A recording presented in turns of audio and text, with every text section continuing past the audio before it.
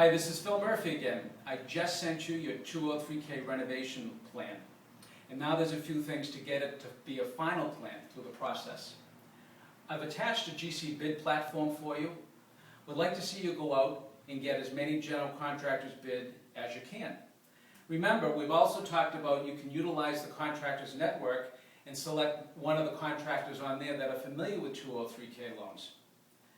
Ultimately, you are going to select your general contractor. Once you do, we want you to send that bid back to AM so we can review it and finalize that plan for you.